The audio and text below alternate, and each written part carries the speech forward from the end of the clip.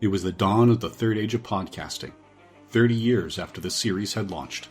The Babylon Podcast was a dream given form. Its goal, to discuss the place where humans and aliens could work out their differences peacefully. It's a port of call, home away from home for established fans, newbies, John, Blaine, and guests. Humans and aliens wrapped in 2,500,000 tons of spinning metal, all alone in the night. It could be a dangerous place. Wait, what? But it's our last, best hope for peace. This is the story of the last of the Babylon stations.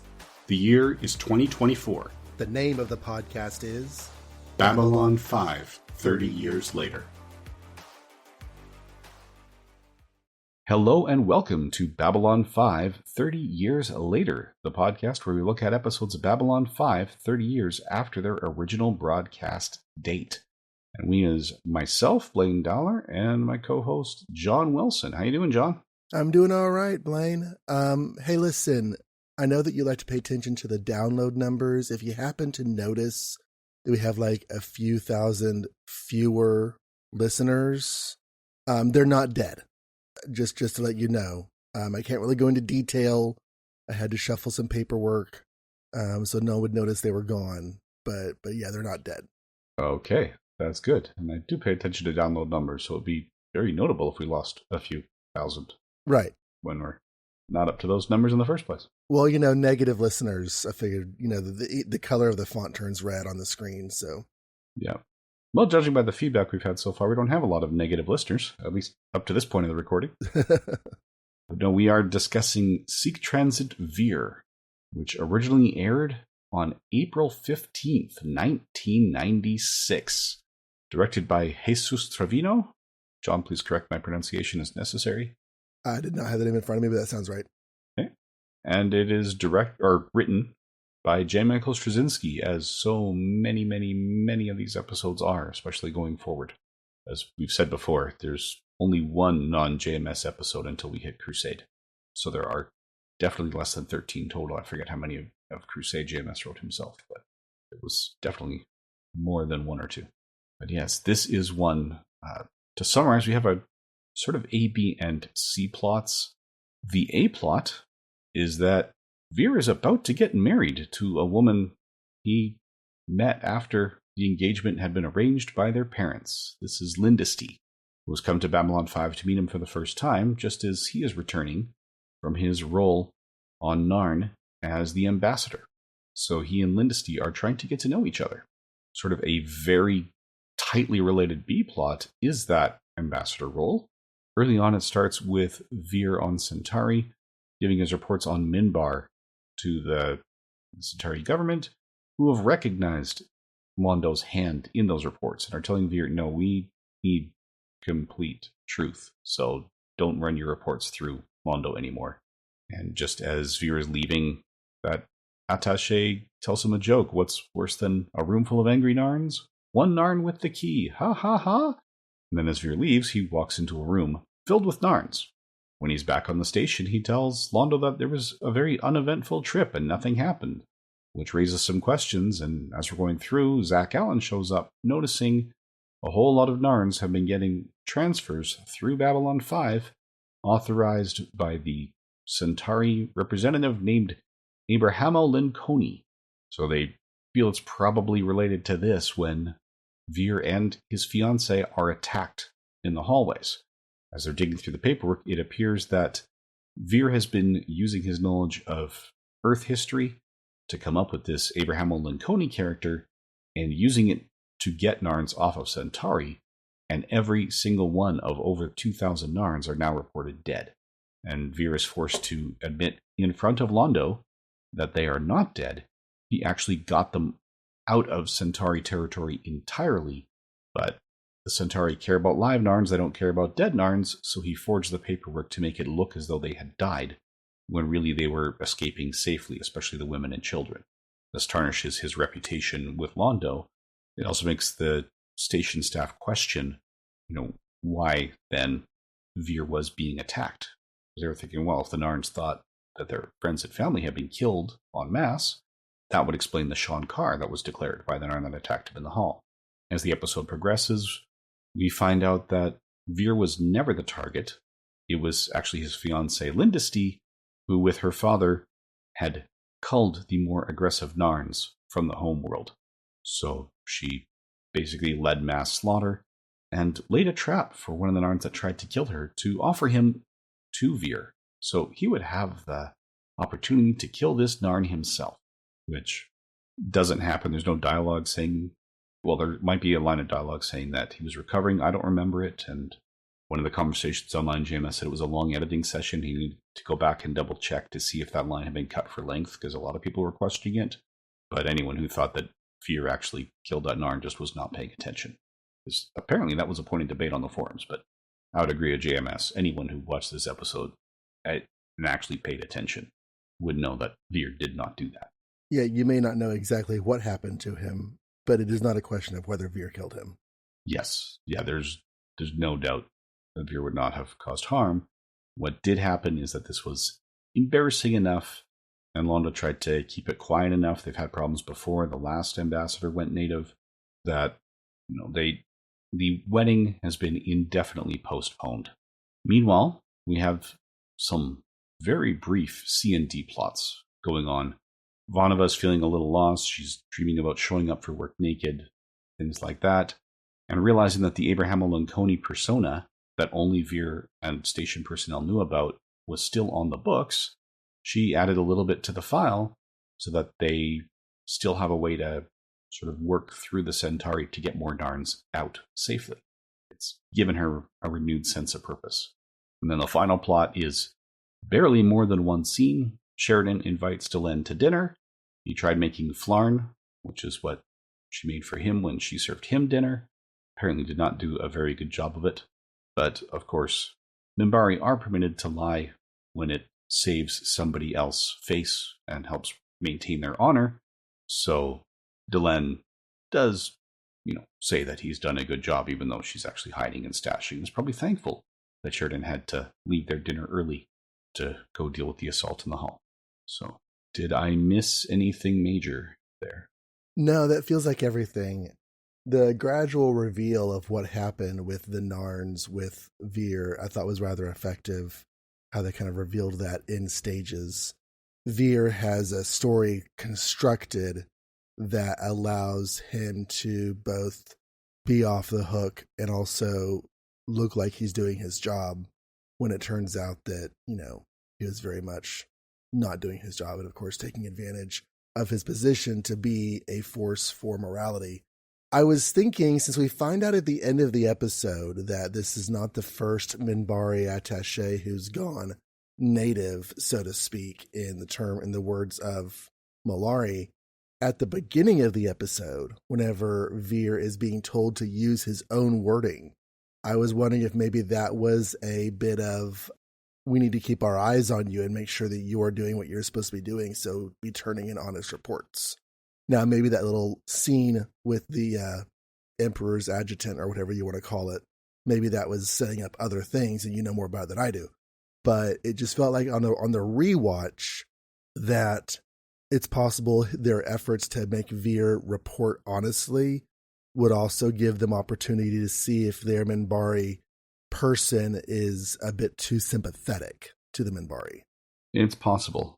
In the continuity of the show, when Veer gets the position, Londo does say there was a problem with the last ambassador. He didn't reveal what. But that was deliberately planted as setup because, as we recall, Stephen first got hired for a sitcom. And that's why he was unavailable for a lot of the first half of the season, which also served to isolate Londo from a character who's effectively his Jiminy Cricket. Mm-hmm. At this point, that sitcom had its 8-episode run and been cancelled. So Stephen First was now available again practically full-time. So they took advantage of that and used that seed that they had planted to bring him back in. So that's why this role is no longer available. Okay. So that's kind of the production reason for him coming back. So it's one of those things where you could possibly read into it, but this particular aspect of the story is pretty much played out.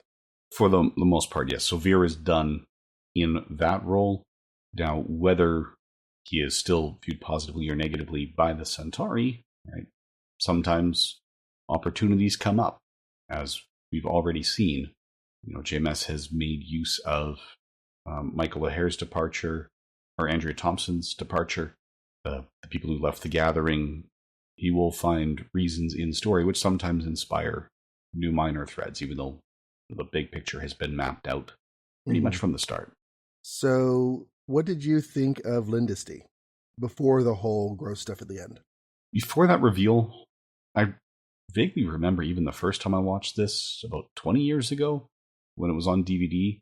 I was waiting for the other shoe to drop because she was throwing herself at a stranger pretty hard. Mm-hmm. So I was suspicious that she was the real target right from the start, and honestly wasn't really sure why that wasn't suspected by the station personnel. I think this is the first episode that Jerry Doyle did not appear in. Yeah, I noticed that too.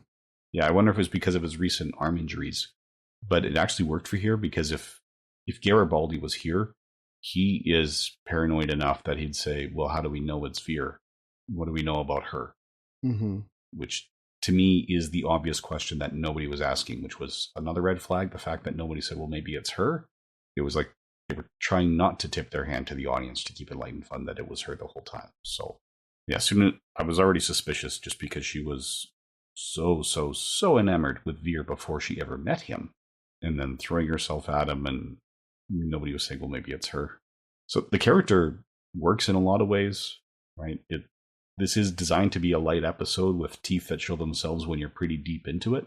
So it works when it comes out feeling like a light episode. I'm not really complaining. It was just, I wish people would have recognized that she was on the suspect list a lot sooner. Right. How about you? So I was of two minds. The throwing herself at Veer, I didn't mind. I feel like we have, and this is one of the things that, when we talk about season one being putting things in place and putting concepts in place for later, we've seen arranged marriage with the Centauri back in season one. It would make sense to me that a young woman finding out that she is destined to be married to a somewhat powerful man, if she's on board with that mentally and emotionally, then she's going to make the best of it, and she's going to do what she can for this is a career path I can see somebody pursuing, with gusto. Mm-hmm. I did at times think that her performance was a little too plasticky, a little too sing-song in her speech. But on the other hand, when we do get to the end, it makes all of that dialogue so much grosser, because she is just so happy about the genocide, and it's just because she goes on about it for a while. And you can see Veer getting more and more disgusted by it. And so, yeah, her role on the show, I rather actually liked. And I was also kind of like you, waiting for the other shoe to drop. And whenever the person confronted them in the hallway, knowing Veer as we know Veer, I immediately suspected her. The question is what and why, so that for us as viewers, I feel like that was never a mystery. And then you have your storytelling difficulty of the viewers knowing what's going on before any of the characters know what's going on, which is something you want to avoid or handle intentionally. So yeah, it was interesting the way all that played out. And then whenever they were confronted the second time and she turned the tables on them, of course, that set up the whole thing at the end. She's actually very capable of taking care of herself in a physical conflict situation. But overall, I did very much like her story. And by that, I mean, I appreciated the story that I was told that involved her. Not, of course, that I enjoyed what she did. But, this is the society that Veer is stuck in. This is the culture that he, as a young man of principle, is being forced to adhere to. And it's difficult. I think this episode really does a lot to reinforce the conflict that's going on inside Veer, because on the one hand, he is a Centauri. He wants to do well, but doing well means so much awful. And he's just trying to navigate those waters. And even at the end, as disgusted by her as he is, he's not opposed to marrying her because she's really pretty and she would do well as his wife. They just see the world very differently. Very. Actually, when you were saying that and talking about her tone of voice and the way she was delivering, talking about everything, some of that, JMS is talking about how he remembered seeing a documentary as a child, and it's the quiet evil you have to watch for. Because there was a documentary where you saw, this group of very sweet ladies. They were like church bake sale stuff. They seemed very pleasant. And then it finishes them talking about how, well, it's just wrong for the coloreds to be in the same schools as the white kids. It's just better for everyone if they're not. And can't people see that? So Right. Linda Stee's delivery, you could use the same tone of voice, the same body language, the same intonation to teach math on Sesame Street that she was using to talk about the horrors she had committed to the Narns. Yes, she talks like a kindergarten teacher. That's a very good example. She talks like a kindergarten teacher when she's talking to adults. And there are people who are like that. And it's fine. So I'm not necessarily complaining about her performance. It's just when I was watching, I was like, okay. But then, like I said, the people you're describing, it makes those descriptions so much more horrific. Yeah. And one thing I got out of this that I didn't get 20 years ago is because I have now read Straczynski's autobiography, Becoming Superman. That, by the way, listeners, that is on our list of bonus episodes coming down the road. It's just going to be a while, but it is part of the plan. One of the things that we learn in that is that when Straczynski was growing up, his father had a shrine to Hitler in the living room. So I think Straczynski deeply understands the position that Fear finds himself in this episode, where it's hard to do the right thing when those in immediate positions of authority over you do not agree that it is the right thing to do. We do have actually only 2 main guest stars here as well, which I suspect might have been a cost-saving measure. This is a couple episodes after Severed Dreams, which we talked about. They got it down just in the wire. They barely got it uploaded before the time limit. This episode has minimal CGI, a couple pieces of Narn makeup. We usually have 4 guest stars in the budget. This episode has 3. There's Carmen Thomas, who played Linda Stee. So she has 19 acting credits to her name, the most recent doing voice acting for Halo 2 back in 2004. So looking over her filmography here, I would say this, a reporter on Face Off and a senior resident on Blade are probably her best known roles. Yeah, there was nothing. I did not have even a shred of that I've seen her before kind of thing. I never saw Face Off. I did see Blade, but I don't remember what she would have done in it. I have not seen the single episode of ER that she was in. So she's just, she's out there. She has done some things, but.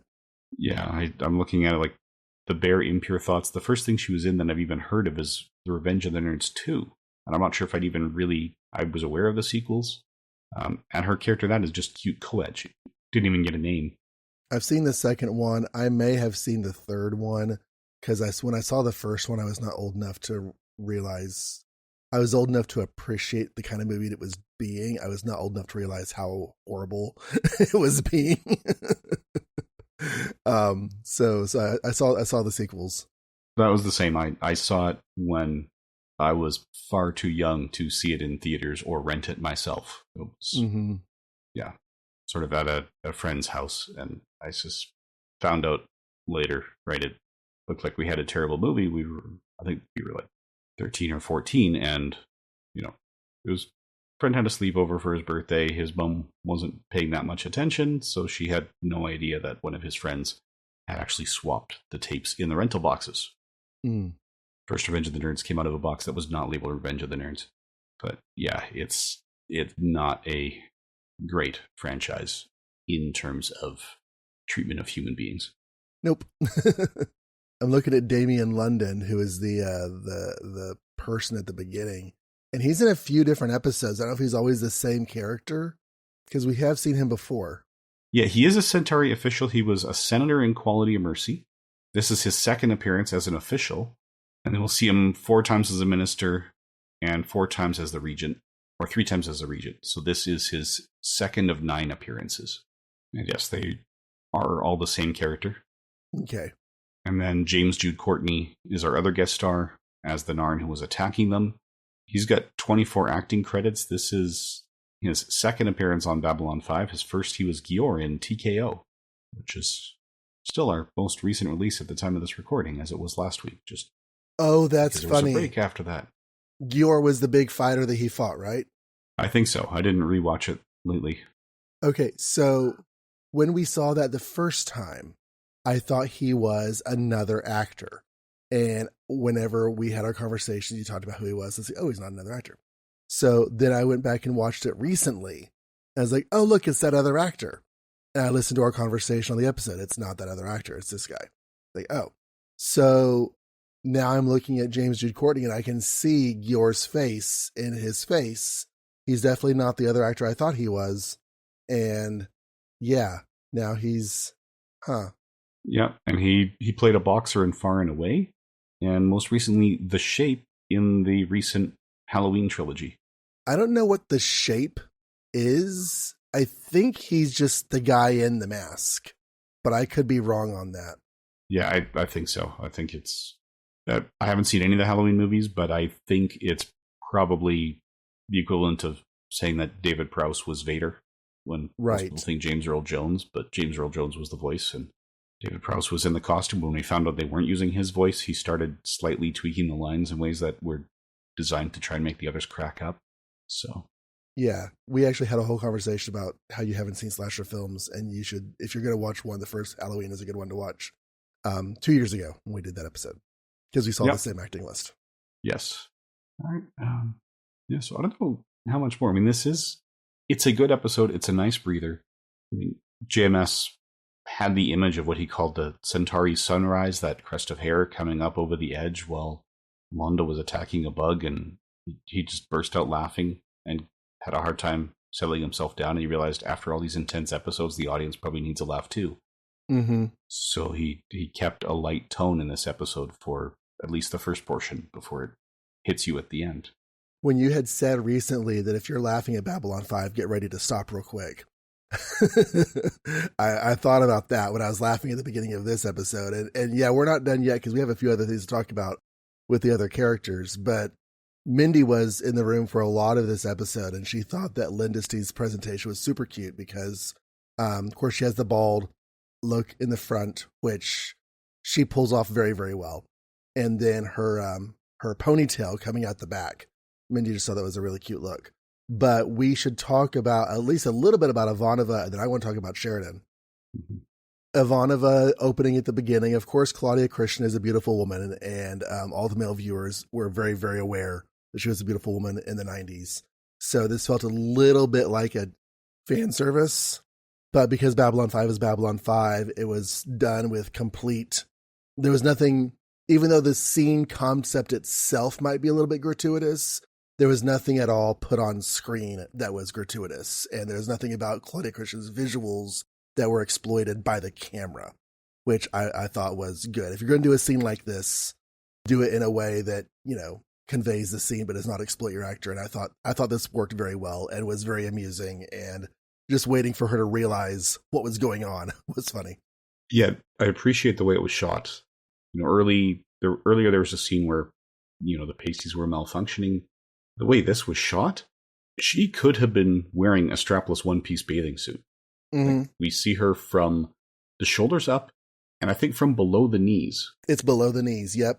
She could be wearing an evening dress, and we would not know. Yeah.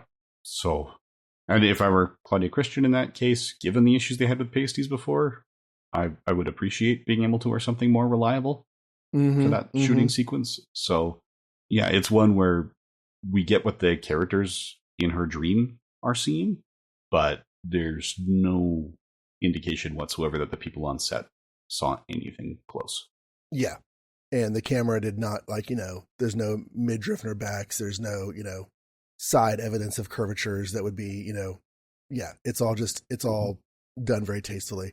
And so in order for the comedy to be enjoyable as just comedy without being exploitative. Yeah. Yeah, we didn't even have the gratuitous bare back shot. So it's just like shoulders up. Mm-hmm. And so the conversation's happening later because she sort of covers up the fact that she was dreaming that she was naked. She covers it up in her conversation with Sheridan. She sort of alludes to what could be interpreted that way, but he doesn't get it. And so later on, he's like, now, if you ever start dreaming that you're naked, now you're in trouble. So that was funny. Her, and, you know, it was a comedic way to convey something about her place in all of this. The station has gone through some massive changes. And it's going to make sense that even though people are on board, they might also be having some needs to cope, if only on a subconscious level. And showing that with her, I think, was a nice bit of storytelling. Mm-hmm. Yeah, it is. I mean, it is very nice to show that things are not hunky-dory. This is a major upheaval in their personal lives. These were, career Earth Force, and now they're not. So I really appreciate that they're saying they're going to have to cope with that. This is not an overnight fix. So the bit with Sheridan and Delenn, we talked last week about how last week was actually about a lot of different love relationships in the midst of all the other stuff that was going on. They addressed several different aspects of love relationships in that episode. And this one, of course, just boils the focus or narrows the focus down to Sheridan and Delenn. And, they're sweet and they're cute and they're growing, and he's trying to do things for her. And she's doing the social overture of not complaining when he messes it up because she doesn't want to make him feel bad. Mindy was like, that's just a woman letting a man be, telling him that he's not telling him that he's doing it wrong, and therefore she's never going to be pleased in that area. But, there's room for social graces. I think if they have Florin again, she's going to make some suggestions about how he changes preparation. Yes, and I could see her doing it not as, here's how you can improve it. It's, you've done well. Let's teach you a more traditional form. You said you weren't sure. Let's teach you the ceremonies that go with it, and kind of include the right amount of salt and stuff with it. Actually, mentioning that, I forgot that there was also the scene where Veer went to Ivanova for relationship advice. Oh, yeah. That was uncomfortable for multiple parties. Yep. Yes, but tying back to those statues we had seen in season 1, this time he's going, well, surely you must have some experience. I've only ever got to 1. Oh, first base? No, 1. We have 6. And so, but yes. It's interesting that in their culture, it is, I guess, just generally accepted that each of their different parts has a number.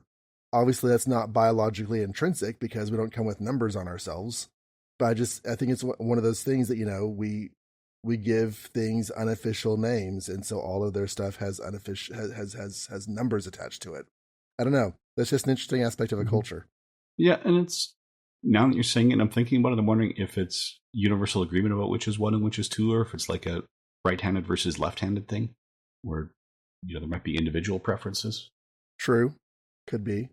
That when it comes to that aspect of Centauri life, I think there's going to be a lot left unexplored by the time we're all done. Oh, yeah. This is not the kind of party we're here for. No, this was a show sold into syndication, so there's limits. Yeah. We do not need detailed graphical representations. Exactly how those tentacles attach, we don't need to know.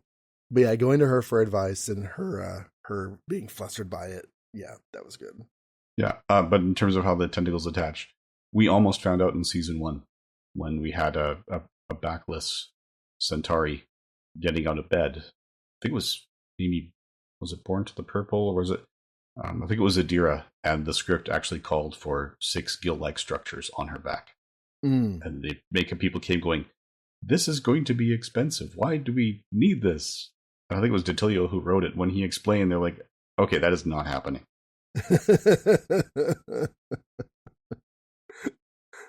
But he was trying to go for a network television first, or a syndicated television first. And they're like, that's what this means? Yeah, that's not going to happen.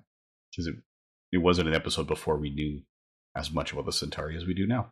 Mm-hmm. It's funny that like they were willing to do it conceptually. They just needed to know what was going on. And then once they find out what it represents, they're like, no, we're not doing it. Because, I mean, they're not titillating visuals for humans.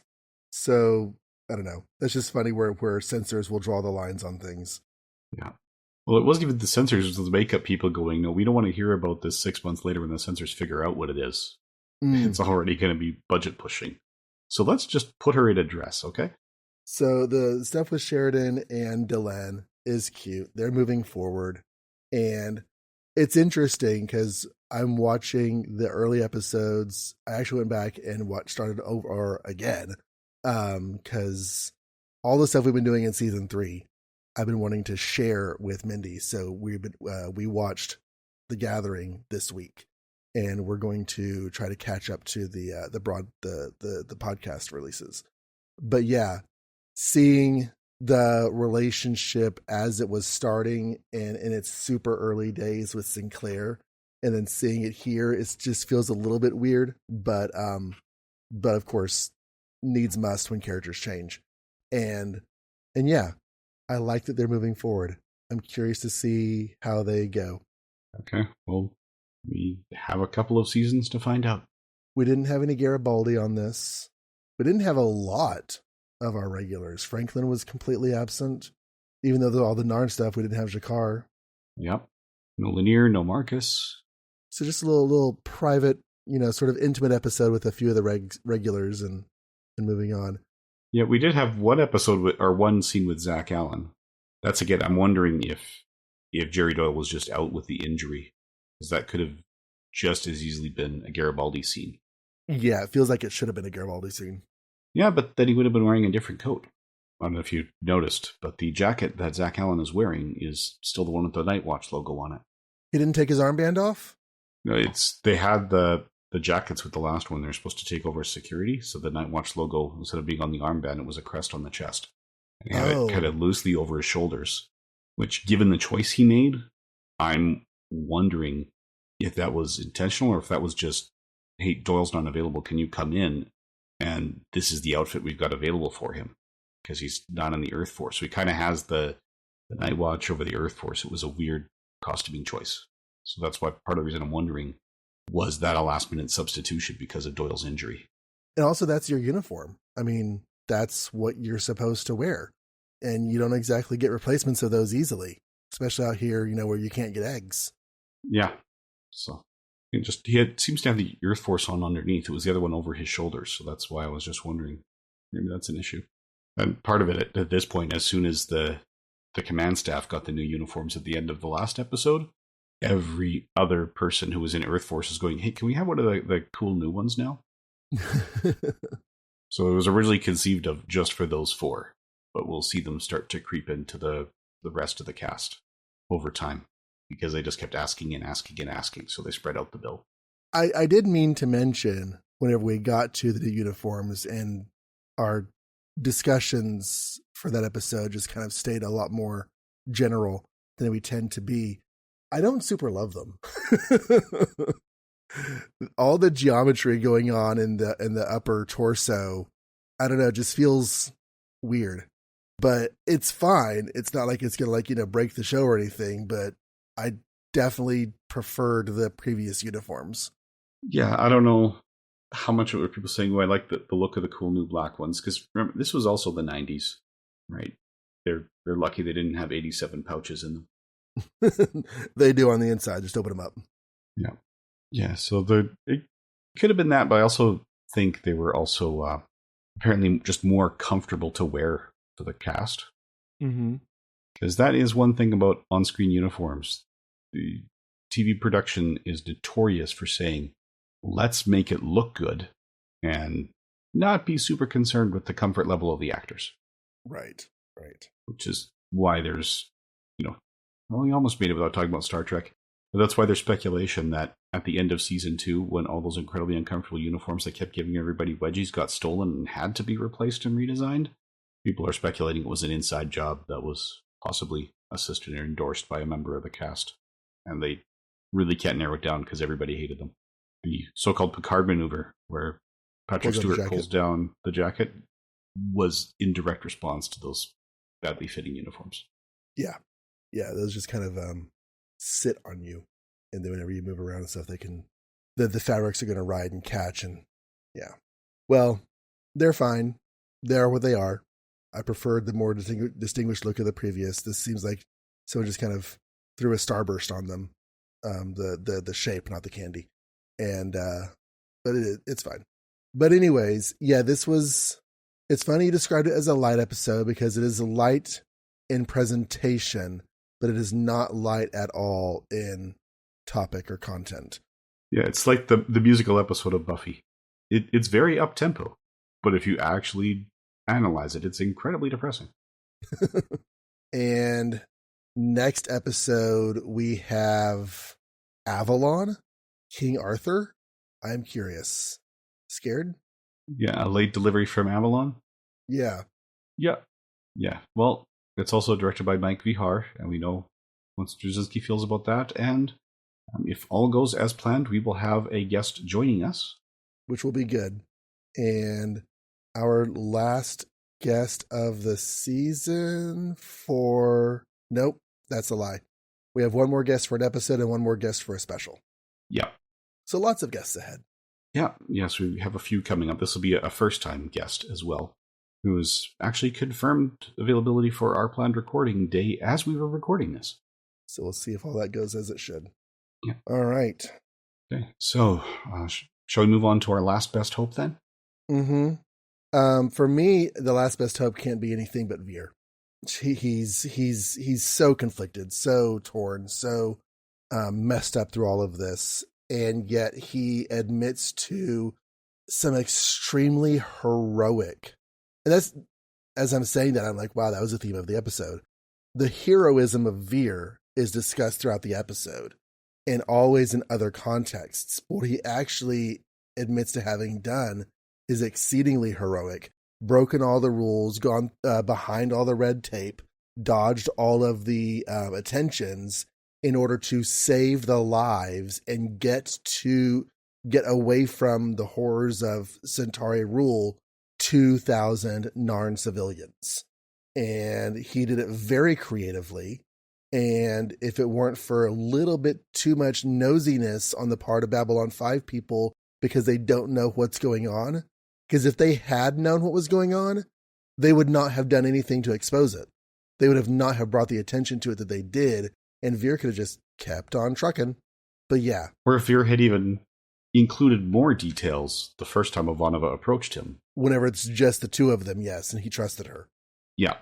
And he said, well, I was going to tell you before we got there, but had he kept going and said, and by the way, I faked their deaths so that they could escape all the way, then Londo would have never found out about it, but then he'd be married to Lindesty by now.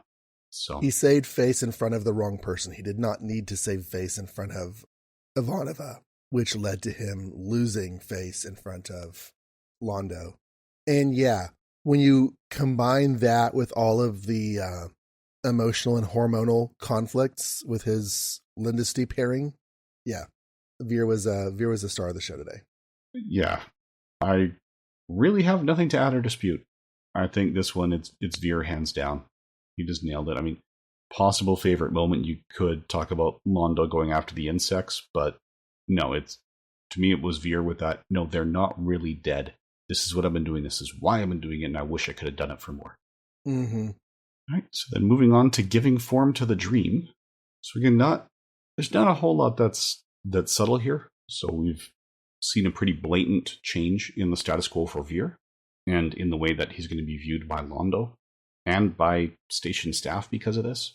We understand his relationship with the Narns.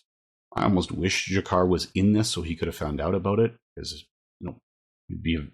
G'Kar's reaction to that, I think, would be a very nice contrast to that scene that they had in the lift in season 2, or yes, the bleeding hand going dead, dead, dead, dead. Like, so we've seen how conflicted Veer has been and how he's wanted to help, and now that he was in a position to do so, it's gonna be nice to see G'Kar's reaction if he learns about what kind of Centauri Veer actually is. That would be good. Yeah, and yeah, the Abrahamo Lincoln Persona is still there. They're going to still try to get Narns out. Whether that happens on screen or off is something we'll leave open. That felt like the biggest takeaway for me as far as adding stuff to the world is the whole Abrahamo Lincoln thing. That feels like a device they can use a lot more. Yep. We also know that John Sheridan needs to change his passwords more. Ivanova told him that when she entered his quarters one day, and this time he shows up for work and she's using his workstation to have the right security clearances. That scene was fun. She's like, I'm just using your access to do a couple things. He's like, really? You're using my access. So what exactly are you doing with my access? Doesn't say it like that, but like that's sort of the undercurrent of what he does say. And then when she explains everything, he's like, okay, great. Now get out of my chair. Yeah. All right. So it's like not that you're not allowed to be using my access, but I would like to know what you're doing with my name. Yep. Alrighty. So we still have 5 episodes left in this run of new episodes. So we'll be back in a week's time with a late delivery from Avalon. After that, there's another break, and with each break, we have feedback episodes, assuming we get the feedback. So we would really appreciate it if you sent it in. One way to do so is to email Babylon5 30 years later at gmail.com. You can use the letters or the numerals. We've got all 4 variations. You can also go to the websites where the show is posted. Now, the late delivery from Avalon, that is the name of the episode next week. It's not that we're going to be putting it out late, and it's not that it's going to be coming from Avalon. It's still going to be coming from those same 2 websites. So johnreadscomics.com is the first of those you can go to if you like to listen to the episode and leave a comment on this or any other posting. And there is no H in Avalon. You can also leave comments at bureau42.com. You don't need to create an account. You can just put in your username and leave the comment. And you can leave a review on a podcatcher of your choice. We do check Apple Podcasts as a matter of course. So thank you very much for leaving a review there if you have done so. If you would like us to acknowledge your review on another podcatcher, fantastic. We would love to do so. We just need to know that it's there. So drop us a line through one of the other venues to let us know you've left a review, and we'll read it and thank you for it on the air. You can also leave comments on our YouTube posts.